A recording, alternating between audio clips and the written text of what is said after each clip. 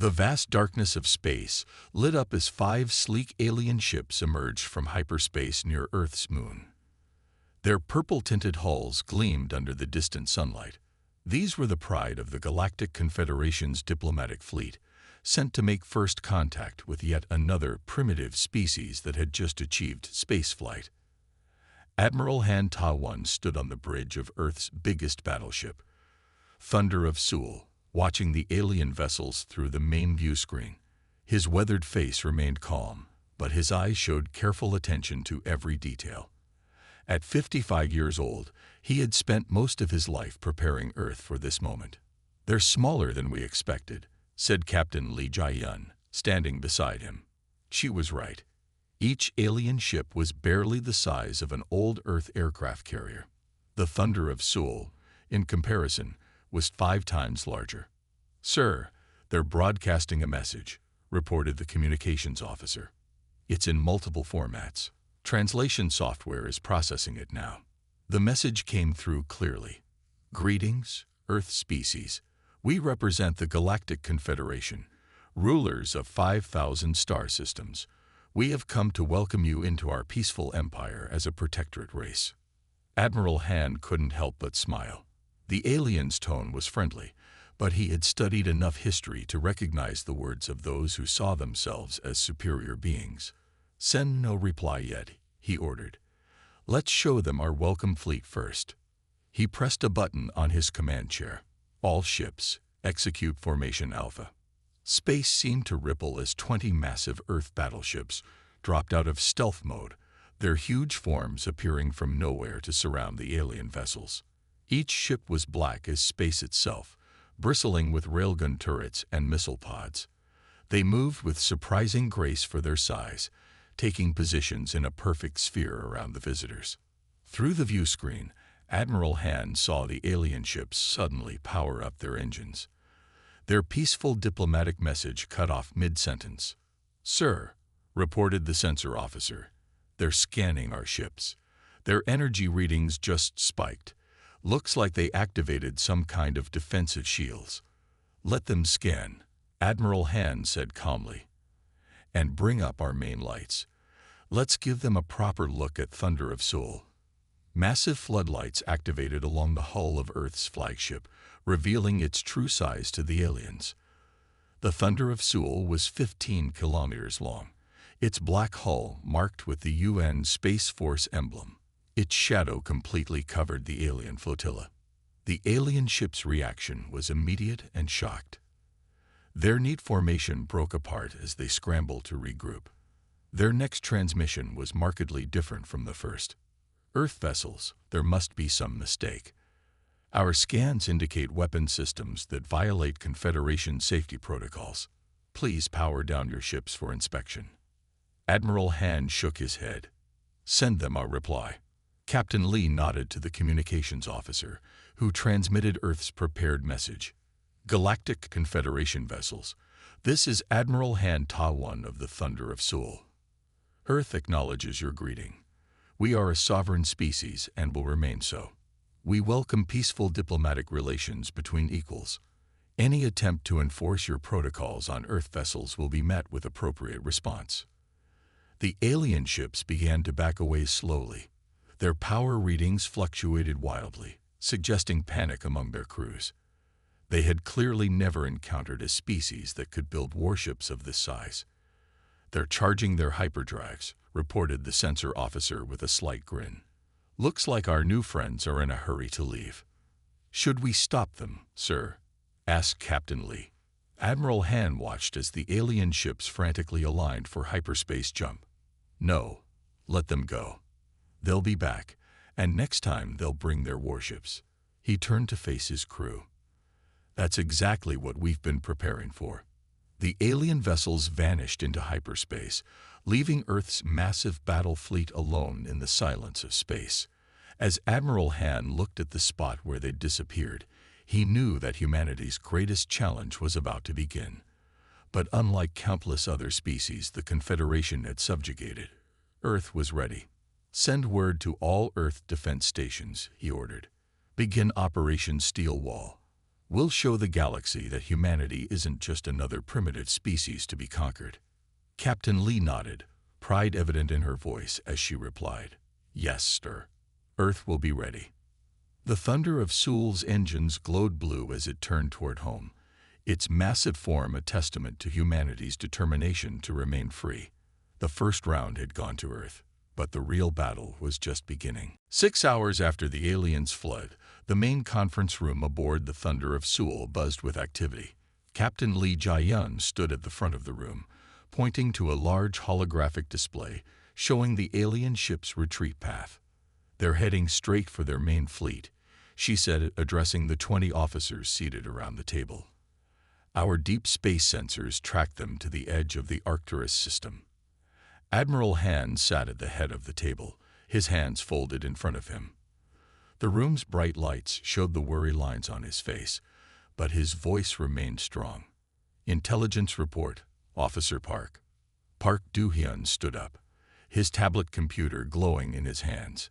He was young for his position, but his mind was sharp. "Sir, we've analyzed all the data from their ships. It's not good news."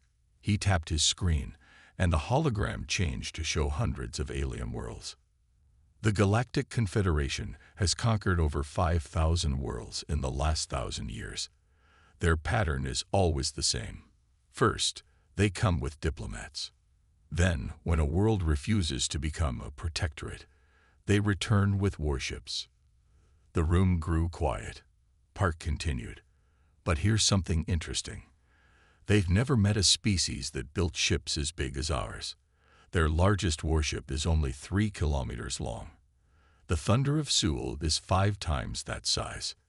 Captain Lee leaned forward. "Why do they build such small ships?" Technical Officer Kim Sun-woo raised his hand. He was the ship's expert on alien technology. "Their whole civilization is based on energy weapons and shields. They think kinetic weapons, like our railguns, are primitive. Their ships are small because they need all their power for energy weapons.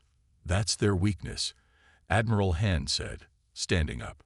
"They've forgotten the basic rules of space combat. Energy shields can be overwhelmed, but a solid metal hull takes time to cut through." The hologram changed again, showing the Thunder of Sewell's massive railgun batteries. Each one could fire 1,000 rounds per minute, sending metal slugs at speeds that could crack planets. "Sir," Commander Kang Mei spoke up from her seat near the back, "my tactical team found something else. The alien shields flared up when they scanned us. They were scared. I don't think they've faced real combat in centuries." Admiral Han nodded. "An empire that's never faced real resistance becomes weak. They've conquered younger races who couldn't fight back. But humanity," he smiled, "we spent the last 100 years preparing for this day." Vice Admiral Choi Jae-sung, the fleet's strategy expert, pulled up new data on the hologram. "Our spy drones report they're gathering a fleet. 300 ships. They'll be here in 5 days. 300 against our 50, Captain Lee said. "But each of our ships is bigger than their largest one. And we have another advantage," Kim Sun-woo added. "Their shields are tuned for energy weapons. Our railguns will punch right through them. They don't understand the power of simple physics." Admiral Han walked around the table, looking at each officer. "Humanity built these ships because we knew this day would come. We made them big because we know space is dangerous. We kept using kinetic weapons because sometimes the old ways are the best ways." He stopped at the hologram, pointing to Earth. "They think we're primitive because we don't use their fancy energy weapons. Let them think that. When their ships come, they'll learn that humanity isn't like the other races they've bullied." "Sir," Park Do-hyun spoke up again, "what if they bring their whole empire against us?" "Then we'll show them why we built our ships so big," Admiral Han replied. "The Thunder of Sewell isn't just a warship. It's a message.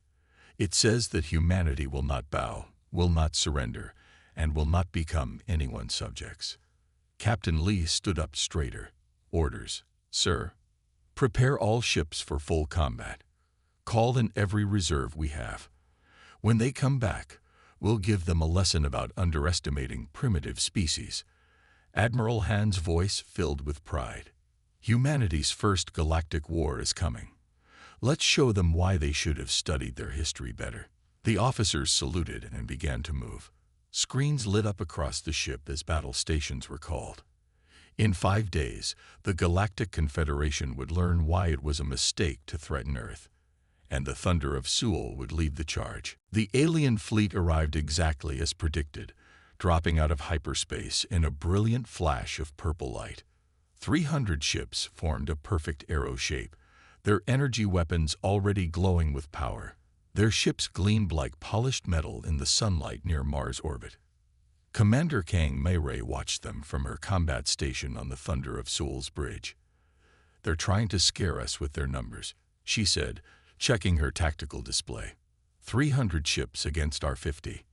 Admiral Han stood calmly at the center of the bridge. Size matters more than numbers. 1 Thunder of Seoul equals 20 of their ships. He pressed the fleet-wide communication button.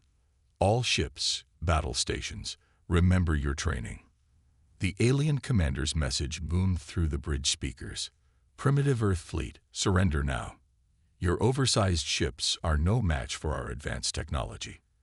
Become our subjects, and we will be merciful."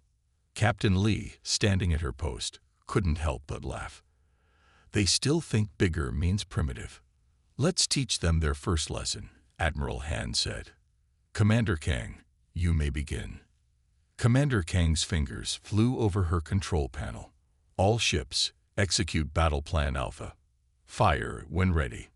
The space between Mars and Earth lit up like a new sun. Every Earth ship fired at once. Thousands of railgun rounds shot forward at near light speed. Each metal slug weighed as much as a car, and there were hundreds of thousands of them. The alien fleet activated their energy shields, creating a beautiful purple barrier. Their commanders probably felt safe behind their advanced technology. They were wrong. The railgun rounds smashed through their shields like they weren't even there. 20 alien ships exploded in the first second. 30 more in the next. Their perfect arrow formation broke apart in panic. "Their shields are useless," Technical Officer Kim reported excitedly. They'd never designed them to stop physical objects moving this fast. The alien fleet started firing back. Beautiful beams of energy shot toward Earth's ships. But Earth's engineers had planned for this too. The thick metal hulls of Earth's ships, covered in special heat-absorbing materials, barely got warm. "Damage report," Admiral Han asked calmly. "Surface temperature up 2 degrees, Captain Lee answered. "No real damage. Our hulls are too thick for their energy weapons." The alien fleet tried to regroup. They split into smaller groups, trying to surround Earth's ships. But Earth's bigger ships were surprisingly fast. The Thunder of Seoul turned like a dancer, its massive engines moving it with unexpected grace. "They're trying to run," Commander Kang called out. Several alien ships were turning away, their engines glowing as they prepared to flee.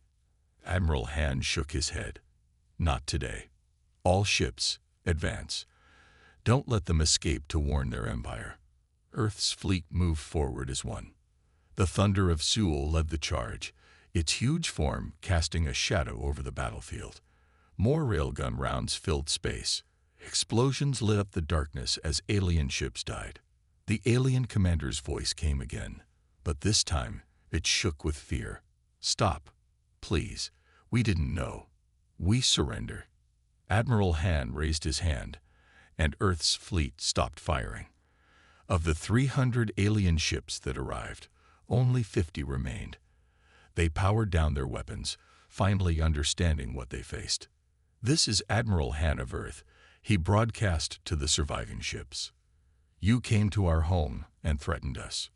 Remember this day. Remember what happened when you underestimated humanity. Now leave and tell your empire what you learned here." The surviving alien ships flowed into hyperspace, leaving their dead behind. The battle had lasted less than 10 minutes. Captain Lee looked at the tactical display, now much clearer without all the enemy ships. "That was almost too easy," she said.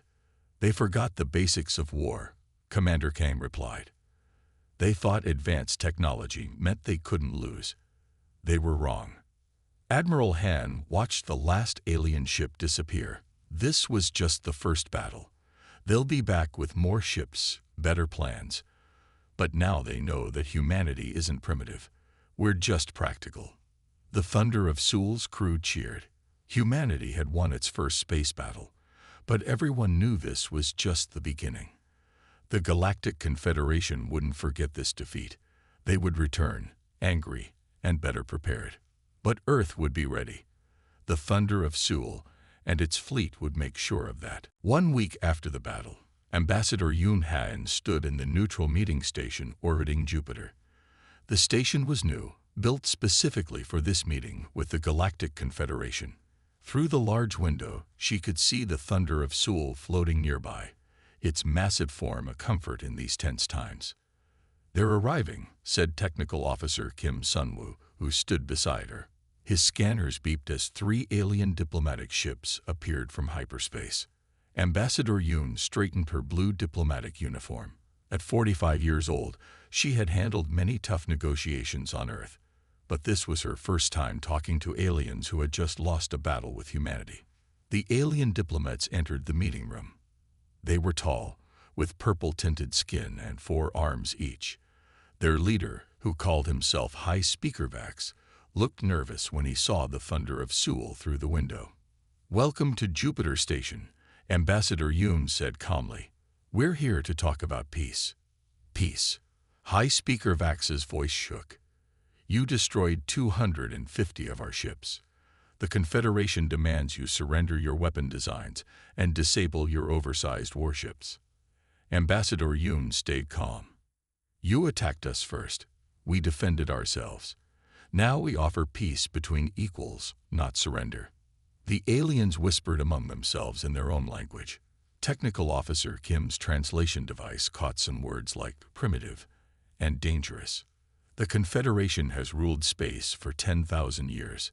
Another alien diplomat said, "We cannot allow primitive kinetic weapons to threaten galactic peace." Primitive. Technical Officer Kim stepped forward. "Our primitive weapons just proved better than your advanced ones. Maybe you should think about that." Ambassador Yoon raised her hand for calm. "We don't want war. Earth wants to trade, to share knowledge. But we will not give up our independence."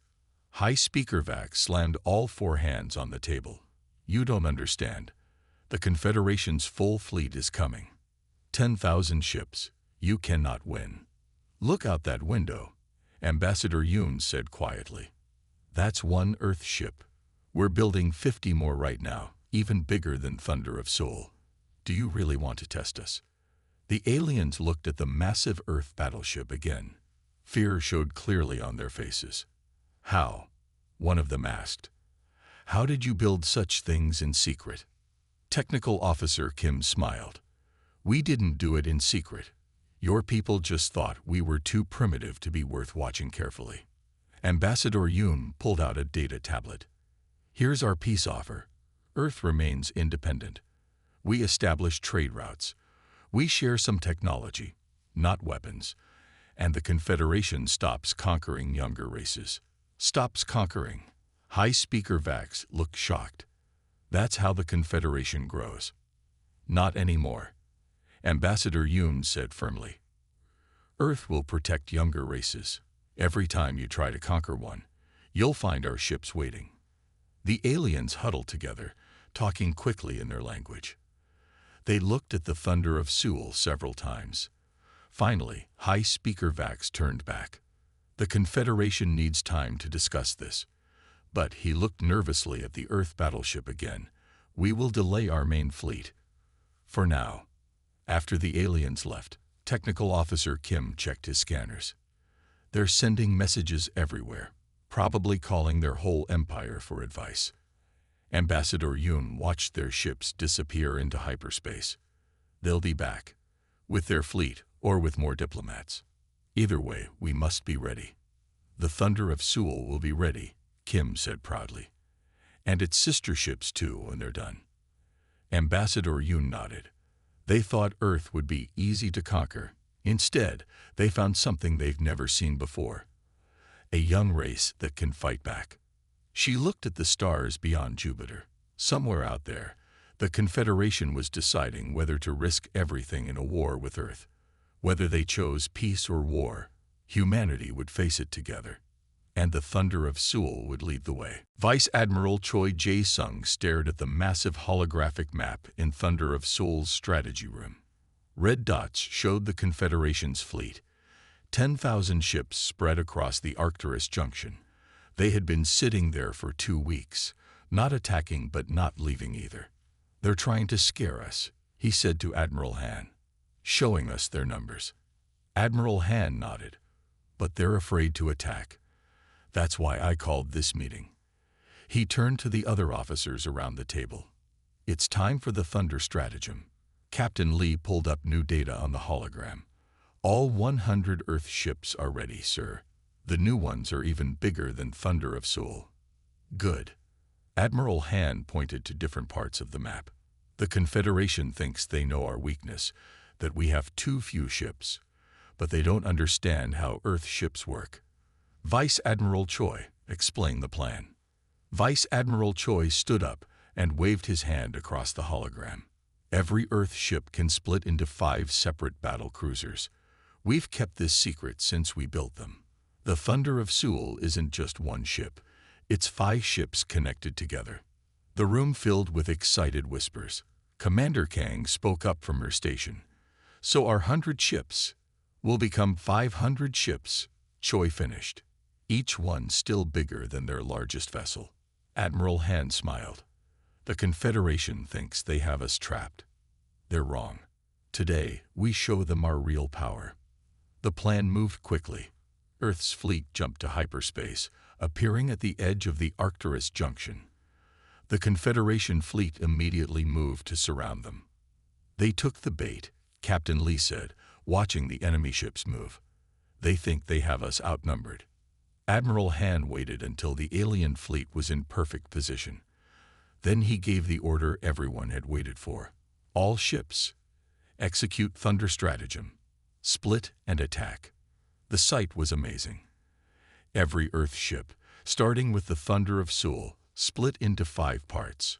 Where there had been 100 ships, now 500 warships filled space. Each section was a complete battle cruiser, armed and ready. The alien commander's voice came through, panic clear in his words. "Impossible. Their ships, they're multiplying." Vice Admiral Choi's voice was calm as he replied, "No, we're just showing you what Earth ships can really do." The battle that followed was unlike anything space had ever seen. Earth's 500 ships moved in perfect formation, attacking from all sides. The Confederation fleet tried to regroup, but they were confused and scared. "They don't know which ships to target," Commander Kang reported excitedly. "Their formation is breaking." The Thunder of Seoul's 5 sections led different attack groups, hitting the alien fleet from multiple directions. Railgun fire filled space with bright lines of light. Alien ships exploded everywhere as their shields failed against Earth's weapons. "Their fleet is running," Captain Lee called out. "Over half their ships are jumping to hyperspace." Admiral Han watched from his command ship, the central section of the Thunder of Seoul. "Let them run. They need to survive to tell this story." When the battle ended, 7,000 alien ships had fled. 2,000 were destroyed. Only Earth's ships remained at the Arcturus junction, reforming into their combined shapes. Vice Admiral Choi looked at the battle data. "We lost no ships. Some damage to our outer armor, but nothing serious. The Thunder stratagem worked perfectly. Send a message to the Confederation," Admiral Han ordered. "Tell them Earth is claiming the Arcturus junction as neutral space. Any military ships they send here will be destroyed." As the message was sent, Captain Lee turned to Admiral Han. "Sir, why did we show them our secret now?" Admiral Han's face was serious. "Because sometimes the best way to prevent a war is to show your enemy just how badly they would lose. The Confederation needs to understand. Humanity isn't just strong. We're smarter than they thought. The thunder of Seoul reformed into its complete shape, its massive form now a symbol not just of Earth's power, but of Earth's cleverness. The Confederation had learned another lesson. Never assume you know all of humanity's tricks. The stars seemed to shine brighter as Earth's fleet turned toward home, leaving behind a junction that would never again be used to threaten Earth. High Commander Rix stood before the Confederation's Grand Council, his purple skin pale with fear. The great meeting hall on their capital world was filled with 1,000 alien leaders from different worlds. All of them had watched the battle recordings from the Arcturus junction, and none of them could believe what they had seen. "How?" asked the first speaker, his forearms trembling. "How did we not know their ships could do this?" Rix looked at the hologram playing in the center of the hall. It showed Earth's ships splitting apart, turning one fleet into 5. "We made mistakes," he said. "Many mistakes." Chief Scientist Maz rushed to the front of the hall. Her research team had studied Earth for years. "We thought they were primitive. Their ships were big and simple. They used physical weapons, not energy ones. Everything about them seemed basic. Basic." Another council member shouted, "Their basic ships just destroyed 2,000 of our best warships. Their simple weapons cut through our shields like they weren't there." The room erupted in angry shouts. Some council members wanted to send the entire Confederation fleet to crush Earth. Others wanted to surrender before humans decided to attack their worlds. High Commander Rix raised his voice over the noise. "There's more bad news. Our spies report Earth is building more ships, bigger ones, and they're teaching other young races how to build them too." The first speaker sank into his chair. "How many races?" 20 so far. All the worlds we were planning to make into protectorates. Earth is protecting them now, teaching them, making them strong." Chief Scientist Maz looked at her data tablets. "We never considered. In 10,000 years of Confederation history, no race has ever done this. No one has ever protected younger races instead of conquering them." A quiet voice spoke from the back of the hall. It was Elder Vix, the oldest member of the council. Everyone turned to listen. "We forgot something important," Elder Vix said slowly. "We forgot what it was like to be a young race, to be afraid of stronger aliens. Earth didn't forget. They built their ships big because they were afraid of us. They kept their old weapons because they knew they worked. They stayed strong because they never felt safe." The hall was silent as everyone thought about this. "And now?" asked the first speaker. High Commander Rix showed new images. Earth ships protecting trade routes. Earth teachers helping young races build their first space stations. Earth diplomats making peace between worlds. "Now they're doing what we should have done," Rix said. "They're helping others grow strong. And every race they help becomes their ally." Chief Scientist Maz added more data to the display. "Their ships aren't primitive at all. They're perfect for their job. Big enough to scare enemies. Strong enough to survive any attack. Simple enough that anyone can learn to build them." Elder Vix nodded slowly. "So now we must choose. Do we fight a war we'll probably lose? Or do we accept that the galaxy has changed?" The first speaker looked around the hall. Every alien leader there had seen Earth's power, had watched their mighty fleet run away from ships they once thought primitive. "Call Earth's ambassador," he said finally. Tell them the Confederation is ready to talk about real peace, about being equals." As the council members left the hall, Elder Vix looked at the hologram one last time. The thunder of Seoul floated there, its huge form a symbol of how wrong they had been about humanity. "We thought we were teaching them their place in the galaxy," he said quietly. "Instead, they taught us ours." High Commander Rix nodded. "And the lesson isn't over. Every time we look up at the stars now, we'll remember the day Earth's ships showed us what real power looks like." The hologram faded, but the image of Earth's mighty ships stayed in everyone's minds. The Confederation had ruled space for 10,000 years, but in just a few months, Humanity had changed everything. And somewhere out there, the Thunder of Sewell and its fleet watched the stars, ready to protect any race that needed help. The age of conquest was over. The age of cooperation had begun. 1 year after the battle at Arcturus Junction, Admiral Hand stood on the Thunder of Sewell's observation deck. Earth's massive ship now floated above a new space station where representatives from 50 different alien races had gathered. Some were from the Confederation. Others were from the younger races Earth had protected. "It's quite a view," said Captain Lee, joining him at the window.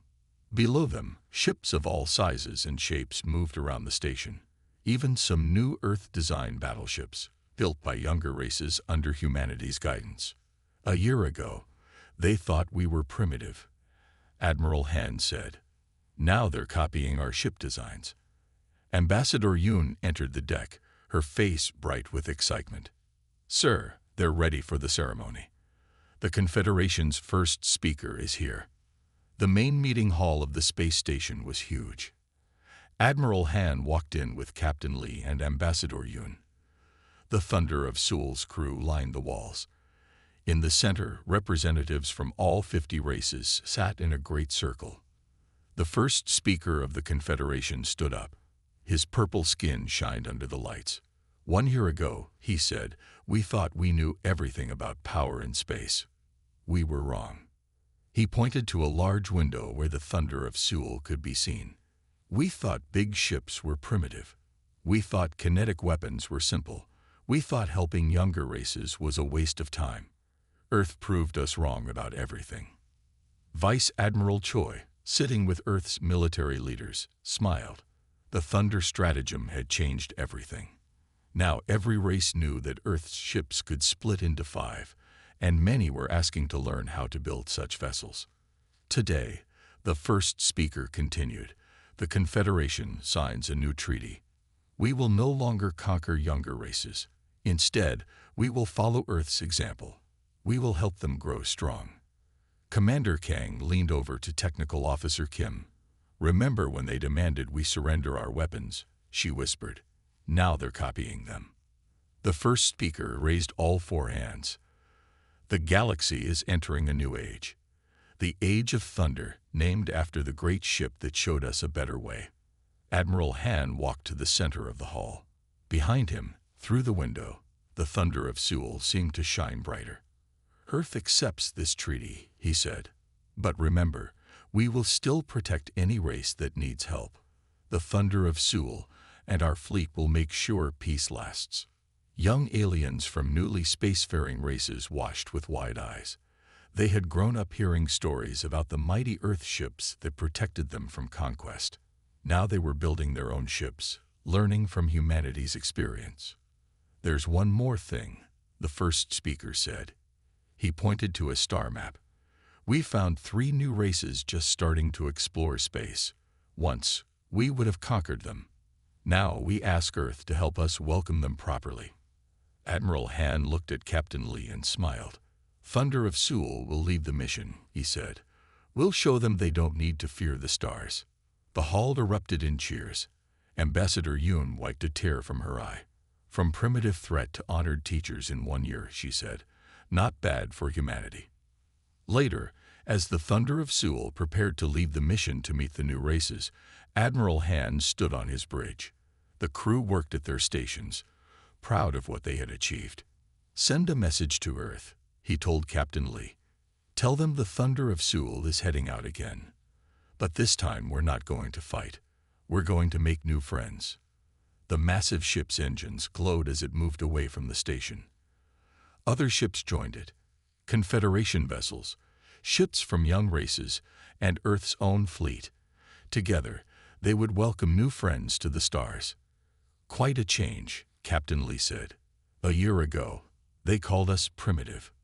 Admiral Han watched the stars ahead. "We taught them something important. True power isn't about having the fanciest weapons. It's about using what you have to help others." The Thunder of Sewell jumped to hyperspace, leading the way to new adventures.